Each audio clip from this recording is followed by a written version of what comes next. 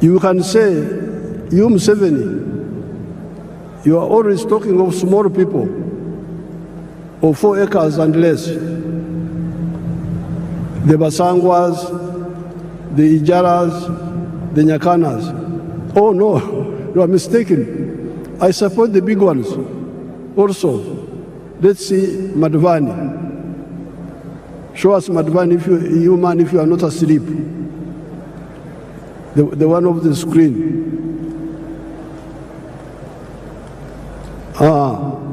You want the big ones? They are there. The big ones are there. But we struggle with the smaller ones because they are the ones who don't know what to do. The big ones, most of the time, know what to do.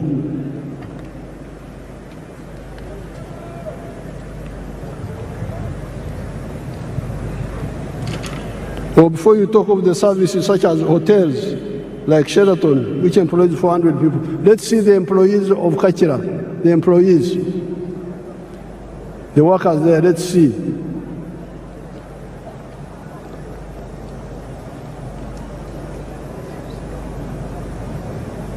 They are employing 14,000 people in Kachira. Let's look at Sheraton. Sheraton is employing how many people? Sheraton, if you have it.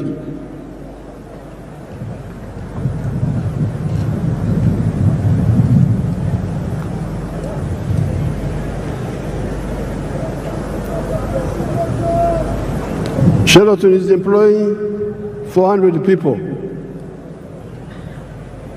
Let's look at Mbare. Those are employees of Sheraton. See how smart they are. Let's look at Mbare Industrial Park.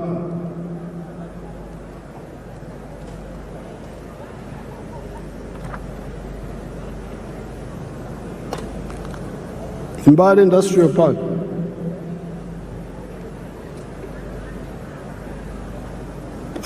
Freeze it. Go back a bit. Freeze there. You can see how many young people are employing in that industrial park. It has got now, when I was last there, it had like 80 factories, and it was employing 20,000 people. This is just one of them. So, the message of the NRM is 2 words. Wealth, Obugaga, Utajiri is the one which produces jobs. Ajira, I think in Swahili they call it Ajira.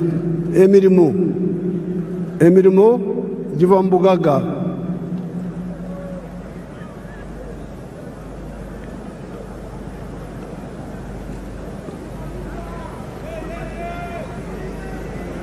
The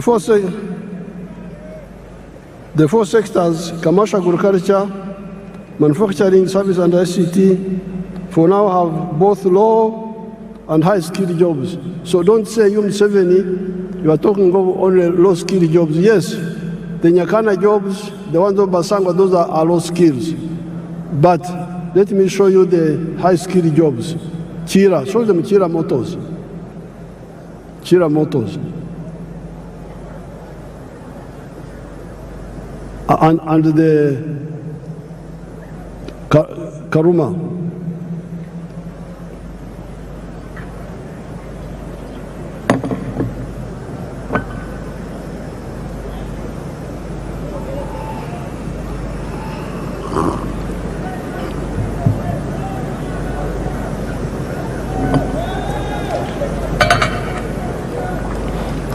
Now all those are skilled workers. Let's see the ones of Chira.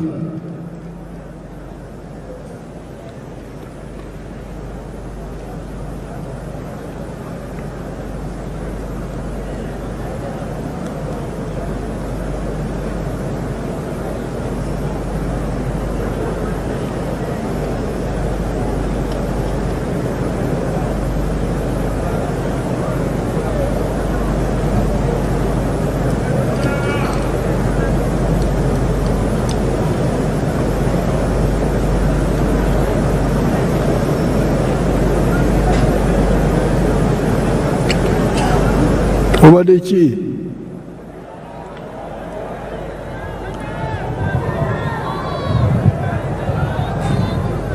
Alambaire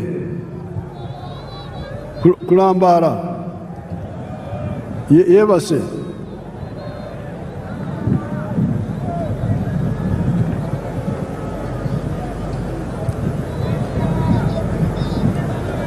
balambalira.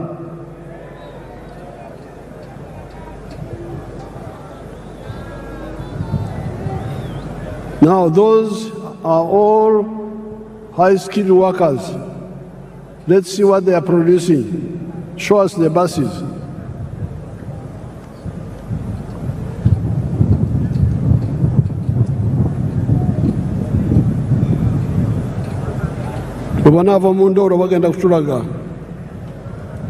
When they get out of sleep, they will show us. Let's continue. So, those are the buses now. Produced by your own people from zero. Totally designed and produced by.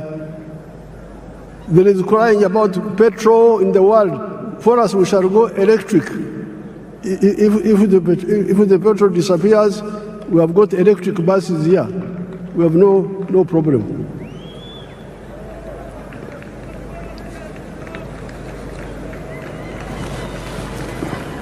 So,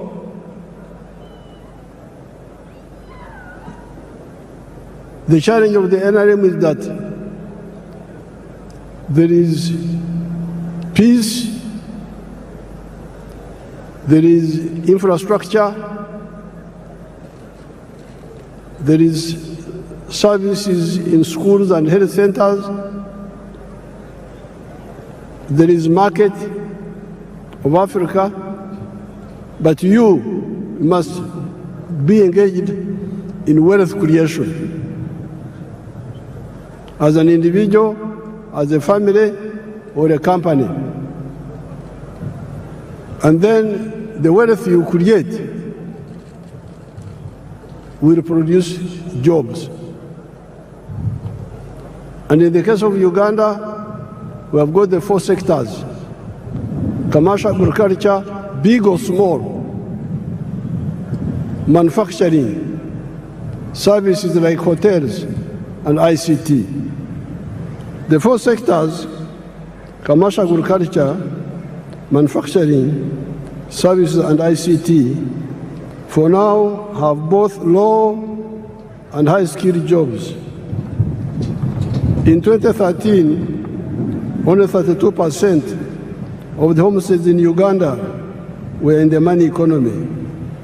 At independence in 1963, only 9.4% were in the money economy.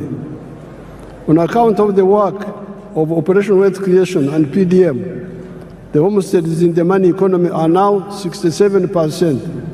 The other 33% are still outside, but must also join the money economy. When all the families in Uganda join the money economy in the 4 sectors, there will be so many jobs that all our nearly 2 million refugees from the brother countries of Africa that are here will get jobs, and we will have to import other workers from the brother African countries. With more value addition for our agricultural raw materials, our mineral raw materials, our forest raw materials, plus our knowledge economy of automobiles, vaccines, pharmaceuticals, and electronics. There will be more people in manufacturing, services, and ICT than in agriculture. This is where we need to retune our educational system to concentrate on imparting skills to learners that are needed in the labor market, and scale down on random education, or be clear to the learners and parents that certain courses are just for interest and may not create jobs for the wielders of these skills. In Uganda here, we are always talking about the importance of value addition that I've just mentioned here. With the presence of so many African brothers and sisters and friends from outside Africa, I cannot fail to point out the strategic mistakes many of the African ruling elites have been making for the last 70 years, ever since the independence of Sudan, Khartoum, in 1955. This is the mistake of exporting unprocessed or semi-processed raw materials of minerals, agricultural products, etc., to foreign countries. This is a strategic blunder. Let us take gold as an example. If you export a kilogram of unprocessed gold, 84% pure, recently you have been getting US dollars 60,000. If the gold is processed to 99.9% purity, you get US dollars 168,000. Look at the difference in value. However, you do not only donate money to the outsiders per kilogram of gold, per kilogram of coffee, you also donate jobs. All those refining jobs go to the outsiders. That is not all. At 84% pure, that gold cannot be used as bullion, as currency, nor can it be used as an input in other industries, such as jewelry, electronics, aerospace, etc. That is one of the reasons Africa's economy has remained stunted 70 years after the African countries started regaining their freedom. Africa is 4 times the land area of the USA and 12 times the land area of India, with a present population of 1.5 billion people that will be 2.5 billion in the next 30 years. Yet our total GDP is only US dollars 3.6 trillion, while that of the USA is US dollars 32 trillion, China 20.65 trillion, India USD 4.18 trillion. This hemorrhage must stop. That is where here in Uganda we banned the export of unprocessed minerals and try to get people to address value addition here for all the other raw materials that make profits. In the African economies, we must ensure both vertical and horizontal integration. Africa's GDP should at least be 60 trillion US dollars, if not more. Our friends from outside of Africa should also help us to achieve this. If they see far, they will see that this is also in their own interest. If you are a clever capitalist, why would you want to do business with a poor man with a small purchasing power? I regard myself as a clever capitalist. I produce milk. I want many Ugandans and many Africans to buy my milk. However, they cannot buy my milk unless they have money in their pockets. Luckily, I am both a clever capitalist and also a Christian, as well as a patriot. And I therefore love God with all my heart, and I love my neighbor as I love myself. I'm therefore working feverishly to put money in the hands of Ugandans for them to get out of poverty, improve their purchasing power, and also improve their milk consumption per capita from the present 60 liters to 210 liters recommended by WHO for the sake of the calcium of their teeth and their bones. I also pray the same happens in the whole of Africa and the world. The phenomenon of Uganda having more jobs than local labor force is not new. The small enclave economy of the British Times, the economy of the 3 C's and 3 T's, could not get enough workers locally, although it was only covering 9.4% of the homesteads. That is how our brothers from Rwanda, Burundi, Kenya, South Sudan, Tanzania came. You listen to our message and wake up, kuzukuka, given our raw materials base of Uganda, the present population of Uganda of 48 million people will not be enough to manage a developed Uganda. In small-scale agriculture, in order to support PDM with zero grazing chicken, pigs, goats, turkeys, sheep, cattle, we must solve the problem of water up to the household level, or up to at least the village, where one can use a wheelbarrow to bring the water to zero grazing areas. The current woman MP for Ntungamo, the Honorable Josephine Kamateneti, has developed an interesting model that uses solar-powered water pumps and wells, Amaziba or Ruzi, in the areas of Uganda that have got Enshuro spring. She uses 8.1 million shillings for a village. The homesteaders can then use wheelbarrows to bring the water to their homes. How can this model be adapted to the boreholes for the areas with no Enshuro? With fish farming, before I go to the fish farming, I wanted to show you Wagagai in Busia, the value addition to gold. If you have it, show it quickly.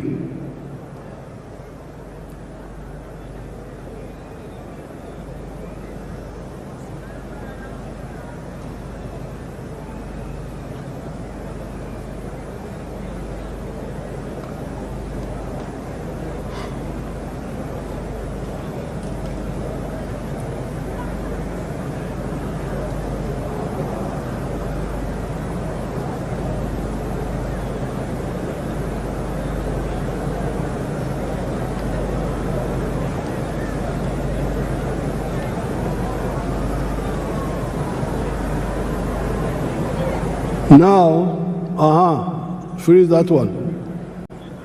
Each one of those is fully refined gold in Busia. And each one is a kilo. And each one is now costing $168,000. If you sell and process gold, 84% pure, a kilo, you'll get only $60,000. So you see the wastage. Africans are really in trouble. How can you throw away your wealth like that? You are losing more than $100,000 in every kilo of gold.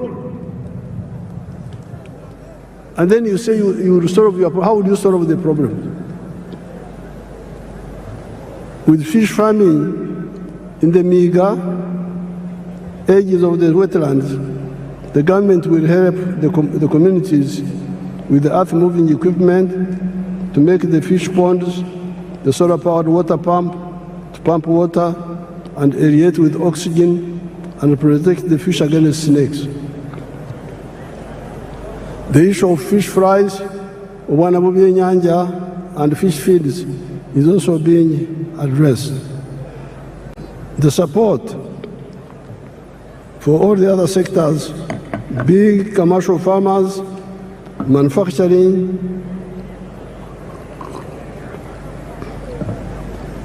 artisanship, services, ICT are contained in the government's Fourth National Development Plan, NDP4. No more excuses. These programs are not in other countries, they are here in Uganda, in every parish, every constituency, in UDB. If anybody is diverting the money, you, since 1986, are empowered to deal with him or her because of the democratic local councils, where you are the ones who elect the leaders. join the parish savings circle, and directly participate in the management of the savings circle. If the money is not enough, tell your MPs to work with me in Kampala to concentrate more money in PDM instead of okumemerera, scattering the scattering the money in many other programs.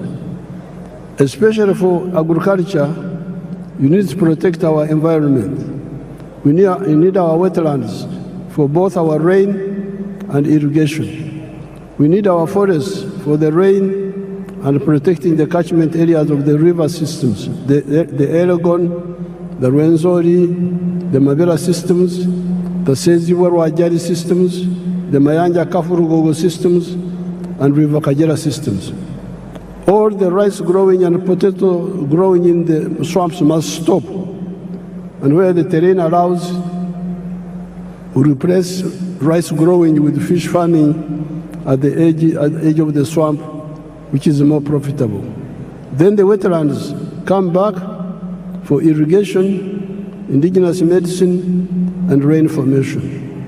Then we come to the restoration of the natural forests, which guarantee for us the availability of the indigenous medicines, genetic materials, protecting the catchment areas and the rivers and rain formation.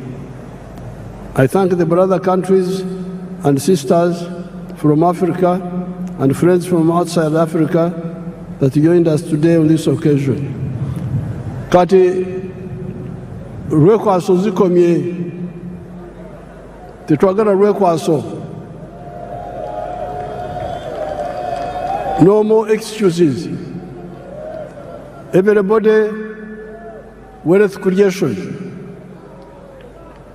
Ate obugaga bwe buzaala emirimu. I thank everybody. I would now like to ask His Excellency Ndayishimiye, I think we ignore that. Yeah, who is the head of the African Union, yeah, that's fine. but also President of Burundi, the Burundi president. Because he's the chairperson of the African Union, to come here and greet you on behalf of the visiting president. Thank you so much.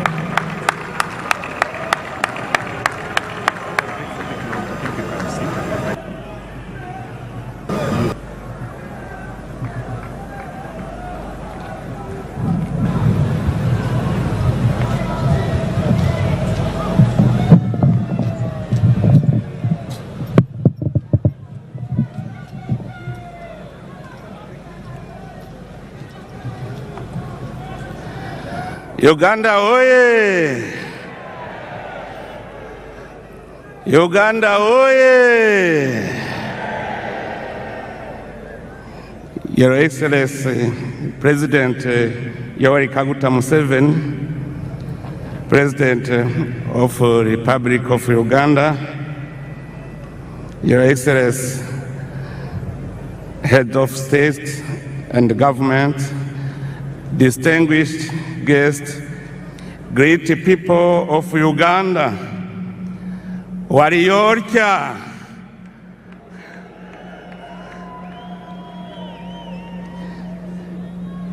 it is a profound honor and a singular joy for me to stand before you today alongside the distinguished guests gathered here on this great day in the history of the Republic of Uganda.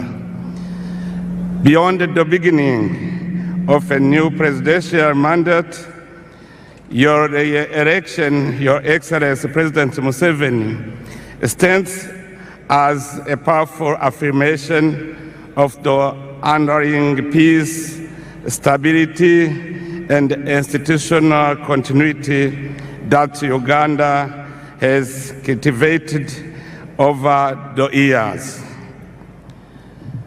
Your Excellency, your renewed mandate comes at a defining moment for our beloved Africa continent. By inaugurating this new term under the term Securing the gains and advancing towards a prosperous and emerging nation. You have once again demonstrated your unwavering commitment to the progress of Africa as a whole. Your Excellency, we have followed with admiration the remarkable transformation Uganda has achieved under your stewardship.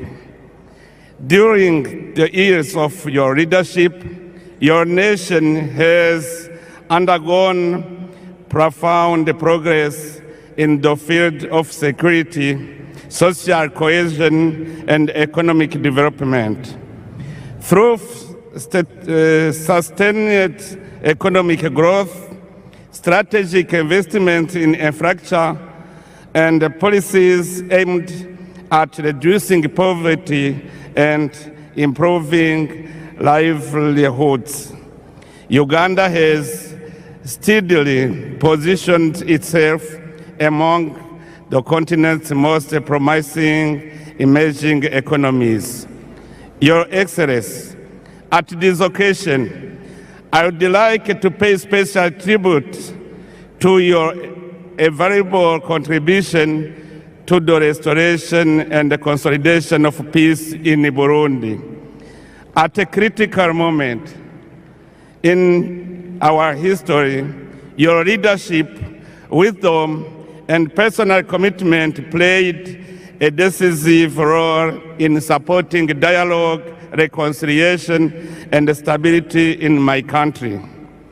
The people of Burundi will always remember with gratitude your tireless efforts in favor of peace, not only within our borders, but throughout the Great Lake region.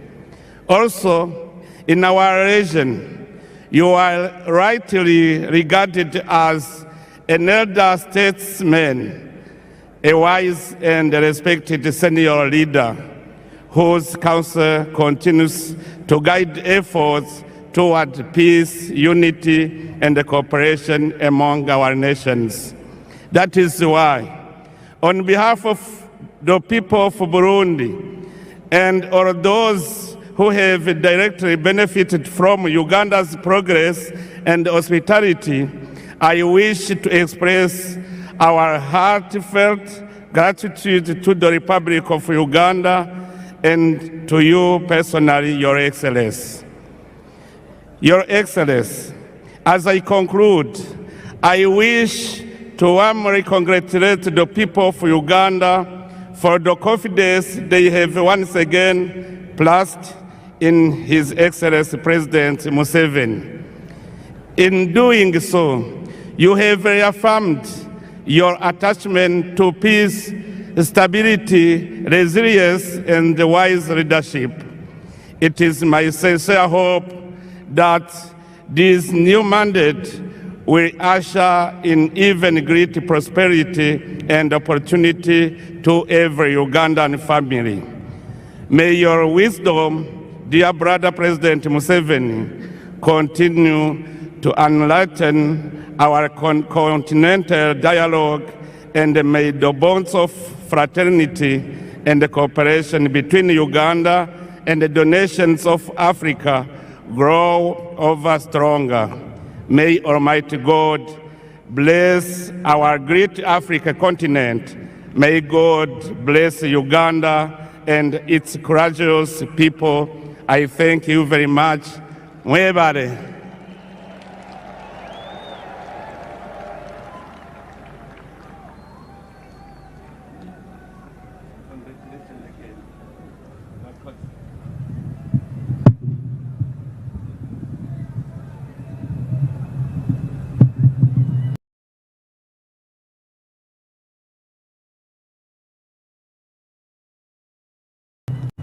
Abarundi barahari.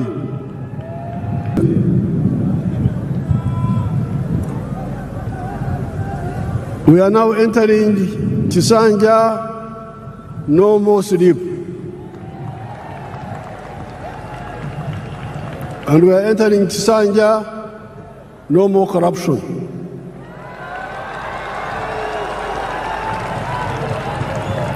You heard the prayers. You heard the prayers of the bishop. That prayer of the bishop should be captured properly. Okusaba kwa bishop kukolemedde ababbi. No more corruption, no more sleep. NRM oye! NRM ebeo! NRM oye!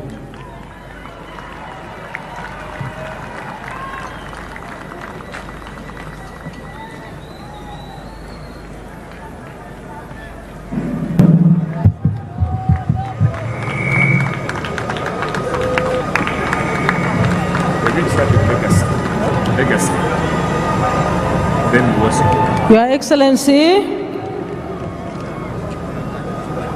I would like to thank you for the address to the nation and seek your guidance on how to proceed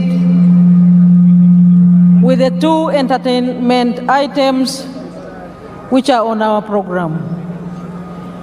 If it pleases you, Your Excellency, I now invite Legacy to make their presentation in less than 5 minutes. And as they are coming, I request all of you to join me again in thanking His Excellency the President for that comprehensive address to us. And very quickly, Your Excellency, also, I would like to mention that all the RDCs are here, the RCCs, the LOC5 chairmen, the NRM chairmen from all districts are here joining you in this momentous occasion. Legacy, you have the floor. Less than 5 minutes.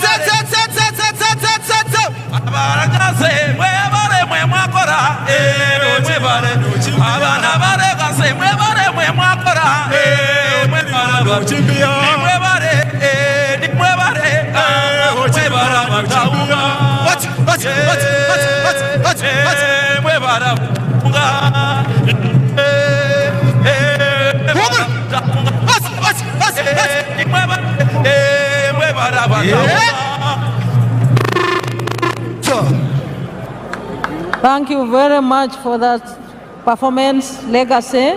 May I now invite Uweso, and thank you for keeping time. Uweso, please come on the stage and entertain His Excellency the President, our newly inaugurated President, and our treasured guests here present. Your Excellency, Uweso is now coming on stage, also to use less than 5 minutes to entertain you.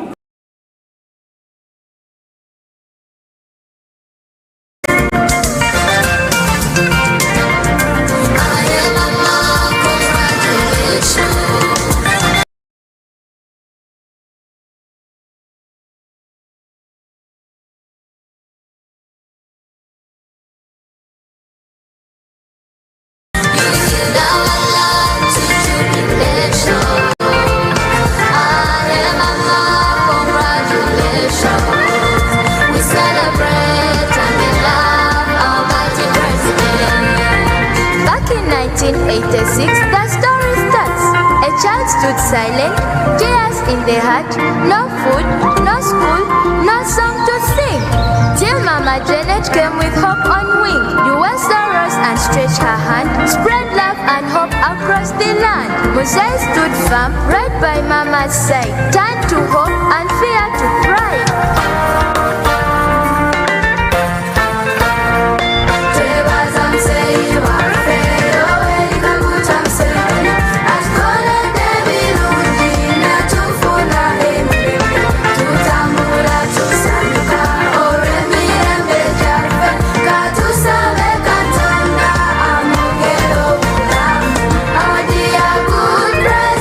Yoweri Kaguta Museveni, we thank you for our dear mother, Museveni. Our gift of education, you are so easy. We are happy and so hopeful in our country, Uganda.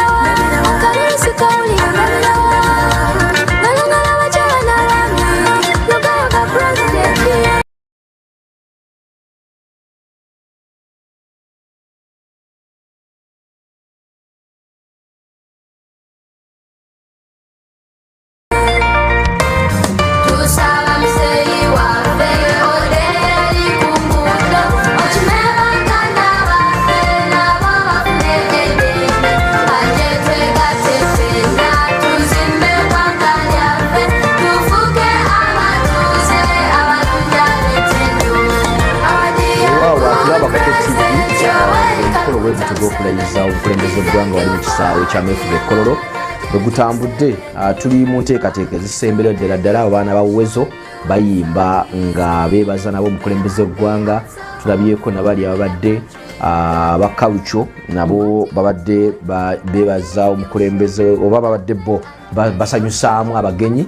Jjukira nti Pulezidenti tumaze okwogera n'ayitayo omu ku bakulembeze b'amawanga ababaddewo Evariste Ndayishimiye omukulembeze eggwanga erya Burundi yayogedde ku lwa banne era ne yeebaza eggwanga erya Uganda n'ayozaza bannayuganda olw'okuddamu nate okuwa omukulembeze eggwanga Yoweri Kaguta Museveni ate omukisa omulala okukulembera eggwanga lino ng'agamba nti bo nga bannansi b'eggwanga erya Burundi tebagenda kwerabira ebyo Uganda byebayambyemu ate wansi w'obukulembeze bwa Pulezidenti Museveni bagamba nti abayambye okunnyikiza n'okola nti wabeerewo emirembe mu ggwanga erya Burundi n'atakoma ku ekyo n'alaba nga wabeerawo n'okukwatagana n'okutegeeragana reconciliation kubanga eggwanga lyabwe libadde n'ebibitaagulataagula bingi naye ng'aga nti nga bannansi ba Burundi tebayinza kwerabira ebyo Pulezidenti Museveni byakoze okusinziira nze bwendaba eggwanga erya Burundi kituufu baakwatagana fatukaketisa ne twebuuza bannange eggwanga lya Burundi likyaliyo tetulaba Pulezidenti tetulina nekimu kyetuwulira nti owe Burundi ayogedde bwati nti oba kino kyekyafuddeyo.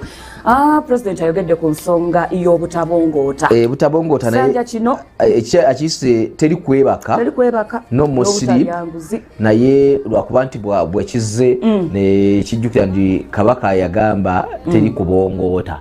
Kati pulezidenti mukyo ya ekisaya kino ku luno akiyise teri kwebaka era n'agamba n'ekirala teri nguzi enguzi ku mulundi guno twalina ekisanja akuna muceezo buli omu yakirowoolezaawo nti kitunulidde era nguzi n'ebikolwa ebirala kati kino kizze teri kwebaka teri kulya nguzi naye aga nti munnayuganda olina okusitukiramu nga gavumenti ekoze byekoze ekoze ku kyemirembe bwegiri ayogedde ku matafaali 7 gavumenti ya NRM geetadde ku ggwanga lya Uganda weba nyumba yo gavumenti ya NRM biki byetaddeko ayogedde ku mirembe nayogera ku byobufuzi ebitaliimu njawukana nga ku tribe nayogera ne ku nsonga y'amadiini nti ebyobufuzi bo bye baleeta bye bitaliimu njawukana z'amawanga ez'eddiini kati n'obeera nga buli muntu yenna asobola okwegazaanya nga tewali amugambye nti gwe oli wa kino kuba agambye nti teri ggwanga lisinga mawanga malala nedda kyategeeza majority ntoyiza kukwata ggwanga limu n'ogamba nti bw'okwata bannayuganda waliwo eggwanga erisinga amawanga amalala gonna abantu mu Uganda bw'okwata eddiini toyiza kukwata ddiini waba esinza abantu abangi tesobola kusinga ate enzikiriza zisigadde zonna ekitegeeza nti kyetaagisa okukwatagana anti era bw'oba otunuulira amawanga gonna ge tuzenga tulaba nga Rwanda n'ensi endala ezimu ezibaddemu obutabanguko ensonga y'amawanga n'amadiini yebadde esinga okulikira ddala katusooke tulabe endowooza oluyimba lw'eggwanga lukube tumalirize ddala omukolo mu butongole.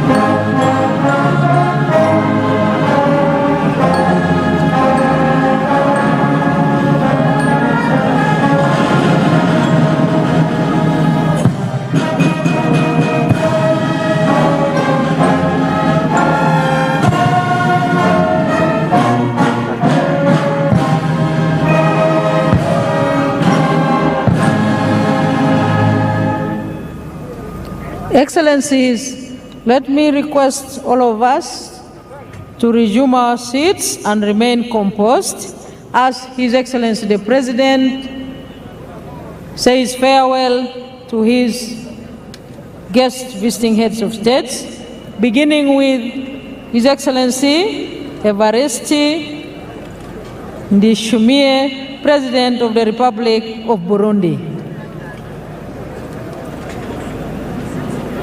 kale omukolo mu butongole kakati gufundikiddwa ogw'okulayira kw'omukulembeze gw'eggwanga Yoweri Kaguta Museveni ku kisanja ekyomusanvu ali mu kisaawe ekyameefuga ekkololo kakati pulezidenti bw'atasiibula abagenyi be ekiddako kuva mu kisaawe awo ekyekkololo n'okulya emmere batwalidde okulya ne bannayuganda kibiri tebirabika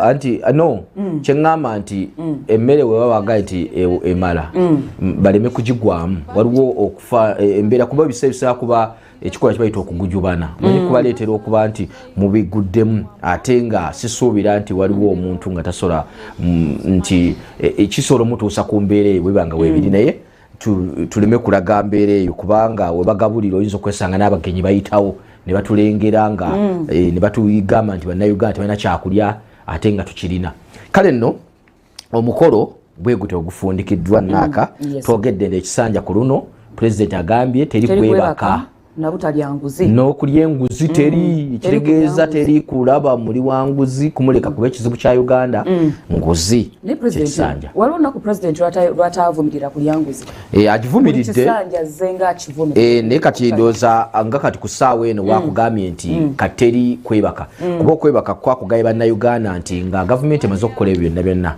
ebyayo ebiri ku sayidi yayo kuba NRM twogedde wali nga tetunaddayo nti agambye amatafaali 7 kuliko emirembe tubadde tuyogedde ku nsonga y'ebyobufuzi ebyawulayawula emawanga kati ekyo ekimu ku bireese emirembe okubeerawo nti ebyobufuzi ebitaliimu kwawulayawula mu bantu mu mawanga ne mu nzikiriza bireese emirembe okubeera nga gibukadde mu ggwanga lino erya Uganda era NRM nti ekyo kiyakola yakirwanako nnyo okulaba nga kikola kibeerawo kale bwe yavaawo nekola ebintu infrastructure twogerera bintu nga enguudo amalwaliro amasomero n'ebirala byonna ebigwa mu kkowe kati ebiyamba enkulaakulana ate okubaawo wabula enkulaakulana bwebaawo pulezidenti agamba nti olumu weesanga ng'ekitundu kikulaakulanye eggwanga likulaakulanye naye ng'ate bannansi baki baavu nga bwona otuuka mu kitundu ng'oluguudo balukala lwa kolasi naye nga abali okutugeza balina obuyumba bwa busiisira bwa ssubi nga bo tebagaggawadde wabala nga dde ekkubo ki oluguudo ddolulungi era wakigattidde ku nsonga y'obugagga kati obugagga ne bujja obugagga ye bubaawo kitegeeza nti enkulaakulana naye egenda kubaawo wala kibayita unbalanced development nga kiri kyogeddeko nti osobola okusanga awantu ng'ekyamazima enguudo nkole bulungi naye ng'abantu abali mu kitundu oba n'osanga ekitundu ekimu let's say bwe nagamba Mbalala mujja gamba era ayogedde ku Mbalala osobola okusanga ekitundu ekimu nga Kampala kali nga Kampala ekuze naye ng'ate mu north yogera Masaka kale nga Masaka ekuze nate bwe tugendako mu Karamoja ekyamazima nga Karamoja bakyali wansi nyo bakyasinga nenga tugeze nga balina enguudo atufuga ffenna ali omu ffenna tulina abaka ba palamenti tulina ne minisita akiikirira ebitundu byonna naye nga weesanga ng'ekitundu ekimu tekikoze tekikuze obugagga singa bubaawo kino era kyongerako nti obugagga singa waliwo omwami omu gwatulazeeko ow'enkoko nti omuntu oyo ow'enkoko ayina obugagga mukuba nti ayina obugagga wano ensonga y'emirimu weyingirirawo obugagga butondawo emirimu kubagaggawadde atondawo n'emirimu nakozesa ne banne era naye akugambye nti obugagga bulimu ate era nabwo ennyingo nnya mulimu okulima okufunamu ssente va kukulima kwokufuna ekyokulya akira kiyidda kyonka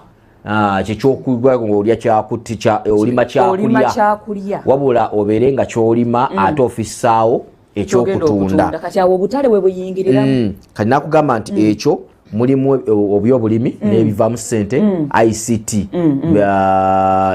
improvement teknologiya omulina amasimu kati awo n'ogenda n'oyogera ku makolero kale nakulaga nti awo wonna ewali obugagga era waweeredde ebyokulabirako by'abantu abo abalala bajjeeyo omuli n'amakampuni oba abasigansimbi nga amadivaani abasheratoni n'alaga nti nabo bawa bannayuganda emirimu mingi naye agamba nti abantu bano ababulijjo nabo bafuddeko nnyo weewaawo nga nabali abanene nabo tabasudde mu gguluka kati awo emirimu ne gijja emirimu gimala okujja giva mu bugagga buli obutondeddwawo kati ate gavumenti ne bangenda okuwa service delivery obuweereza mulimu amalwaliro ebyokwerinda mulimu justice mulimu ebyenjigiriza byonna bigwawo mu service delivery zirina okuba nga zitambula bulungi singa abantu babeera nga ebyokwerinda binywevu kitegeeza abantu basobola okuba nga beegazanyiza mu nsi yaabwe ne bakoleramu kyonna kye babeera bakola ki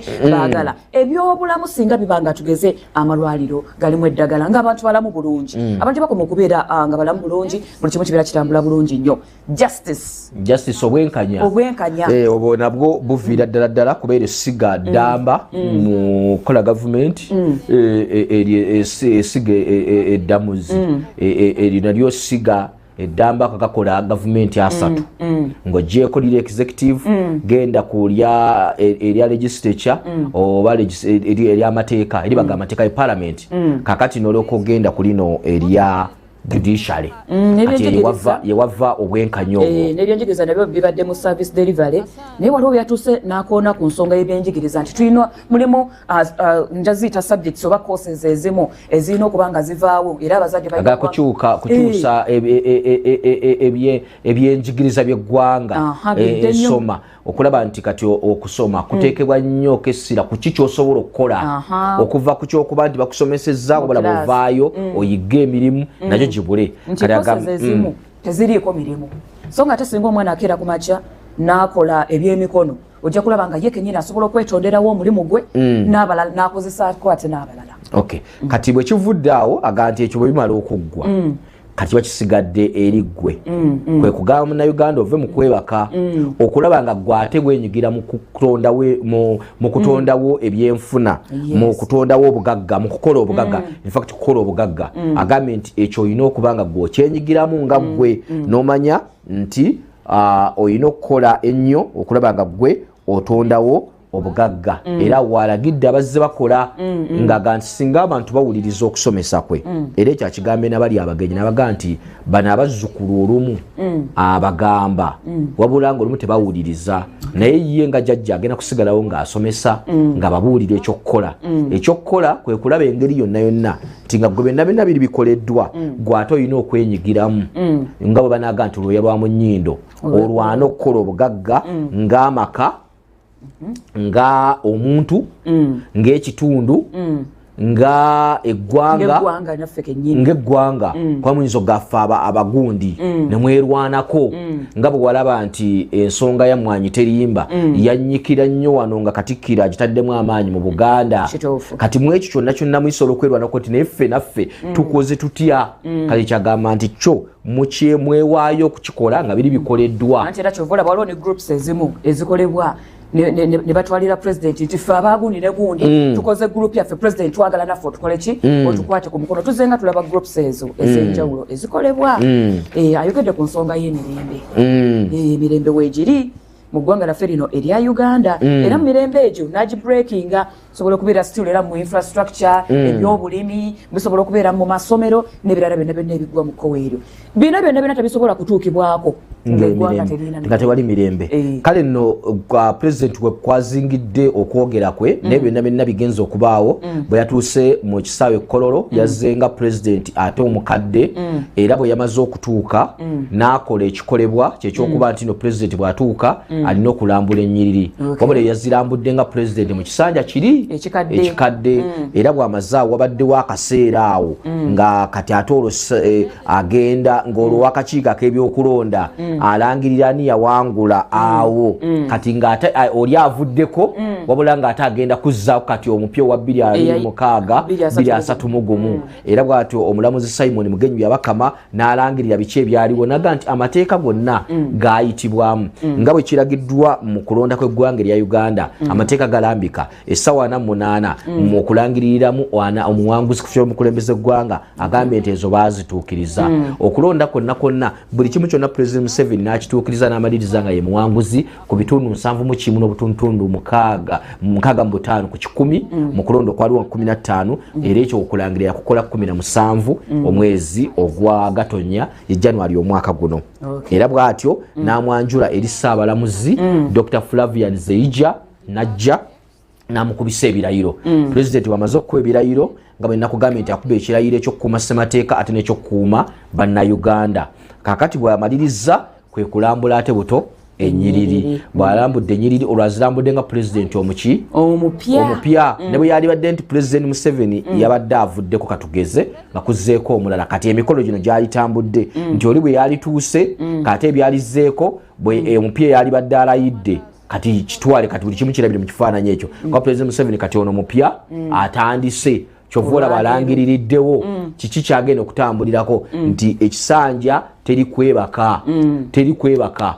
kwebaka buli omu ave mu tulo naye president ayagala nnyo eggwanga erya Tanzania olaba atendereza omukolo omugenzi kati mu Nyerere anti kati tosobola kwerabira gye wava kati Mozambique Frelimo then Tanzania Julius Kambarage Nyerere nti bannansi wano mu Uganda baali bakooye obukulembeze ku mulembe gwa Idi Amin Dada jjukira nti Nobote gwe yajjako yaddukidde Tanzania gye yaddukidde kati nga bonna bannayuganda baali abakoowu n'obukulembeze bwa Amin baddukiranga Tanzania era Tanzania government amagye gaabwe gayambira ddala okujja wano okujjako gavumenti ya Amin mu 1979 kati agamba nti bino bye mulabye kubanga wabadde okwolesa ebyokulwanyisa okulaga amaanyi Uganda bwetuuse bwe mutuuka ku byokwerinda balaze ebyokulwanyisa ebyokuttaka n'ebyomu bbanga maddemu okutulaga ennyonyi ez'enjawulo bwe zibongebwa naye nga zonna zikulaga Uganda bwesenvudde batulaze n'ababuukira mu parachuti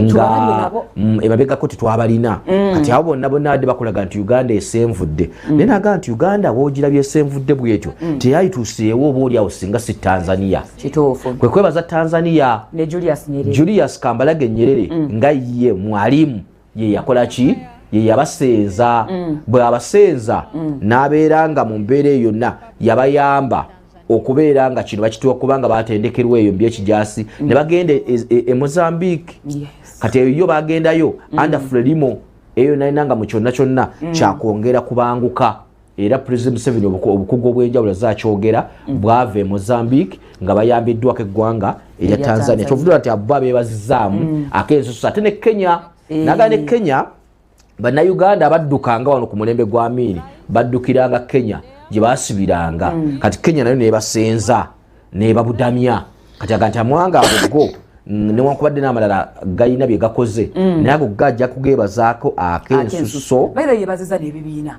ebya participating mu kalulu naye ate n'atuuka naga ng'oggyeko ekibiina kya NUP ne elements ezimu ezeetobekera mu FDC kati abadde agamba nti yebaziza bannayuganda akalulu kabeeramu okumulonda ekyo amaliriza naga ntoyinza n'akatono kwerabira ate bibiina ebyetaba mu kulonda kuno mu mbeera y'emirembe nga DP UPC n'ebirala ate ababaka ba parliament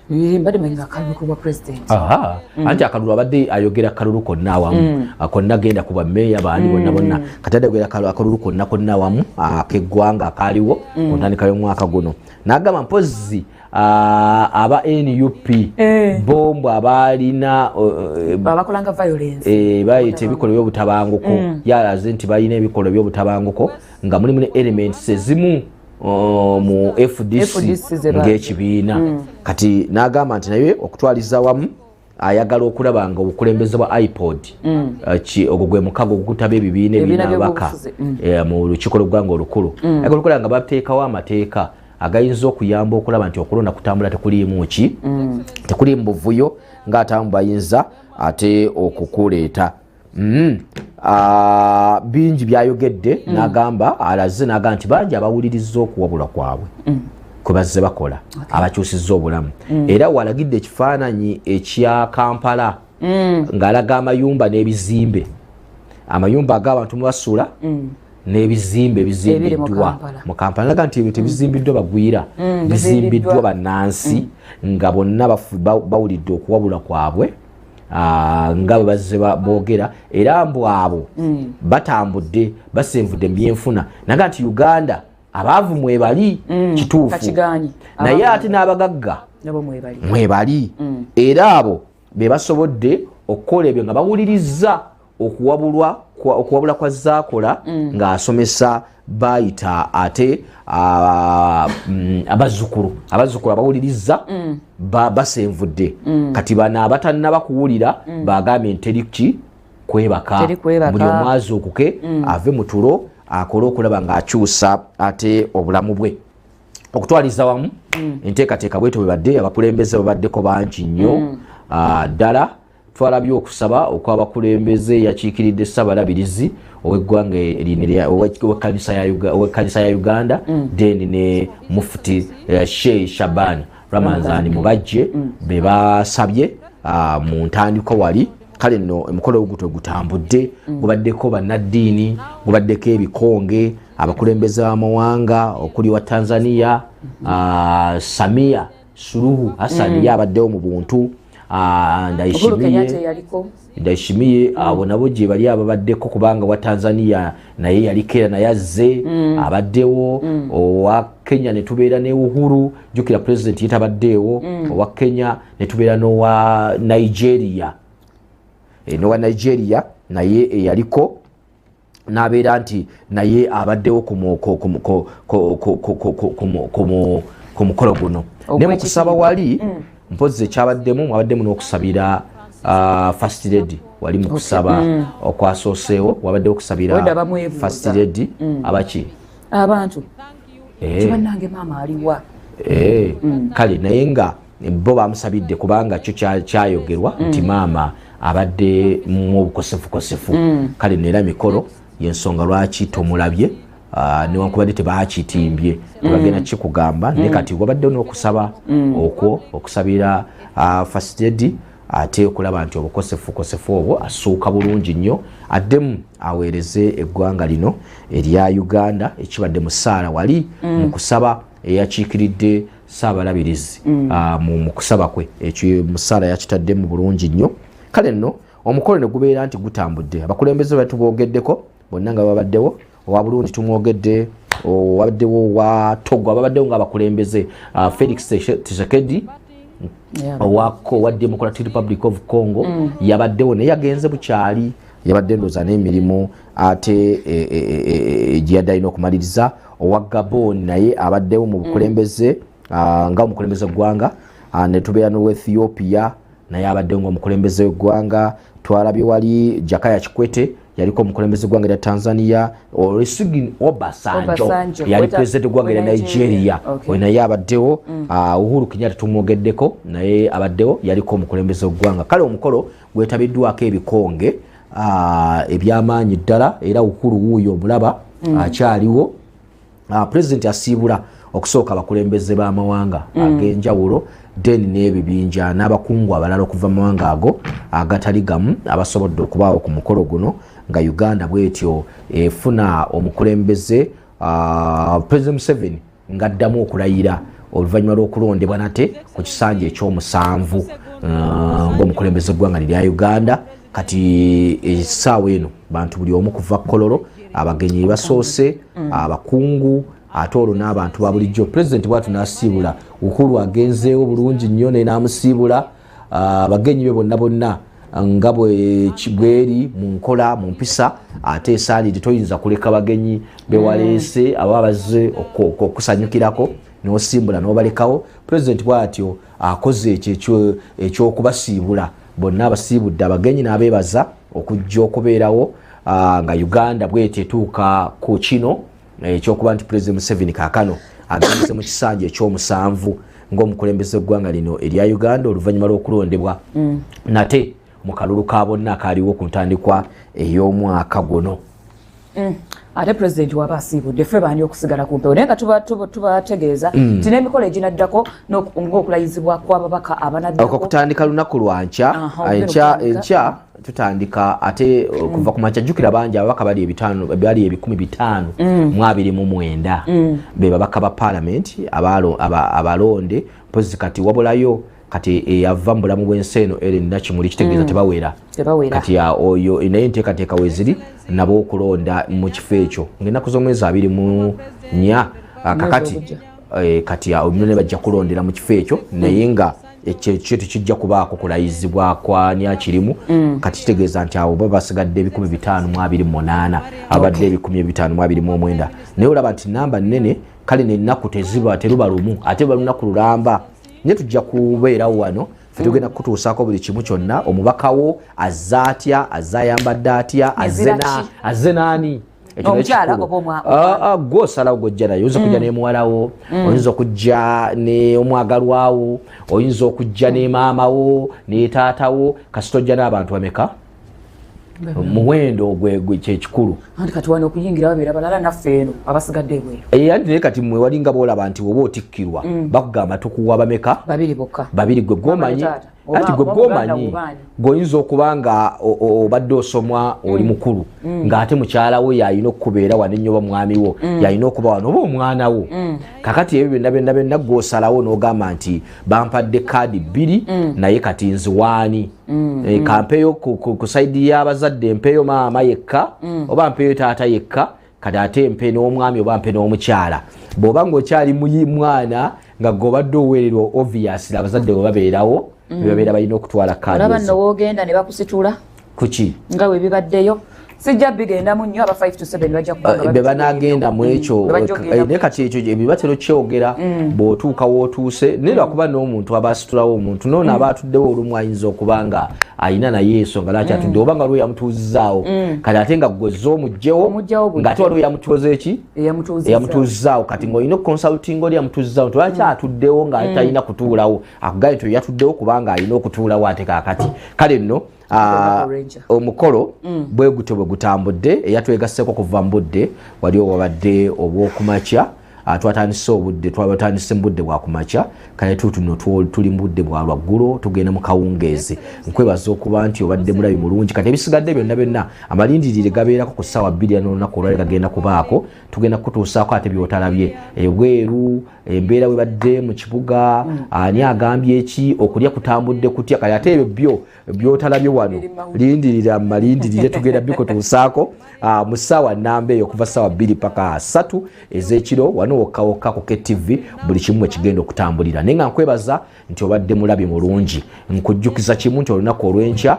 okusaba kw'amalya g'emisana kugenda kubaawo ku Pulezidenti Focus Center Emmengo mu Kisenyi ssaawa zijja kubeera 6 paka 8 n'ekitundu ez'emisana era ng'omulabirizi Dr. David n'omusomasi Kiganda bakwaniriza mu ngeri enjawulo ennyo enteekateeka ezo bwezito bwe ziri era n'enkya okusaba kw'amalya g'emisana kujja kubaawo balankyawa abwetyo bwe tutambula kubaawo buli lunaku okuva Monday paka olunaku olw'okutaano tuba n'okusaba okwo ku Sunday ne tubeera ne services ez'enjawulo okuva ku makya ate paka kawungeezi ate era mu mbeera yemu ne tubeera n'olunaku olw'okutaano ku Pulezidenti Focus Center Emmengo mu Kisenyi n'okusaba okuyita mu kiro okusaba okubeera buli lunaku olw'okutaano ate buli lunaku lwa Monday nga bwe gwabadde eggulo ne tubeerawo ne Mukutulanjegere atandika ku ssaawa emu n'akomekereza ku ssaawa 9 kati enteekateeka ezo zonna zibeerawo ku Pulezidenti Focus Center mwaka ku mwaka bwe kityo kitambula bwe kityo nga ffenna tujja maaso ga Mukama Katonda so nga ate Kingdom Media nayo ng'ejaguza myaka 17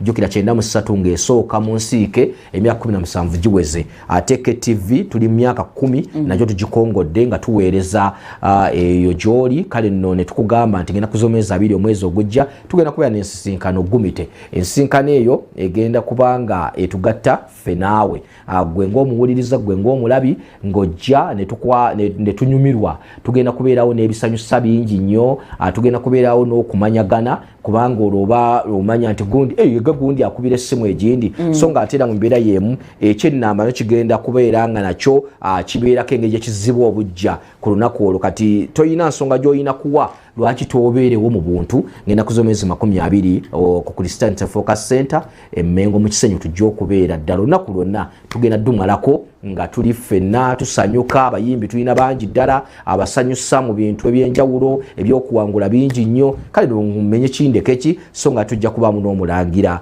awamu n'omumbejja aba Kingdom Media abo nno nga balidde empango babe basaale abanaaba bamezze abanywedde bannaabwe akendo amokulabika nti nno ate oba oli awo balaga nti ogwo mukisa bagwetaaga ogw'okubeera nti business omwana byabalanga byonna gwe ne bwojja n'ogamba nti nze njagala kubanga mwogera ku linnya lyange obutaweera gwe n'obeera nga gwo owangudde ekyo kale naffe tetujjagana kuwa bulangira nga tukwambaza ng'ate naawe package yo ekuweebwa omwaka mulamba amaggwa ng'ensi emanya nti gwe mu nsi gy'oli naye nga kikola nnyo bw'oba olina by'otunda ate ensi ejjina kubimanya okuzaama obuzaami. Kale nno tetugenda kusukkawo wano. Tukwebaza obadde mulabi mulungi nkoze ne nakataayo ono tusinkana olunaku olw'enkya mu programu ya Sepulingi 12 paka ssaawa 3 ez'okumakya. Bingi bye tugenda okuba nga tukuwa by'otasobodde kubanga olaba oba ng'owulidde. Bano bajja kukuwa ebirala ebyebbalibbali bajja kukuwa ebyomukasooto byonna bajja bikuwa olunaku olw'enkya. Kale nno tujja kutandikira awo enkya kulayisa kwa babaka ba Parliament era tugenda kubeera wano wennyini tovaako beera bulungi weraba. Happening now on KTV.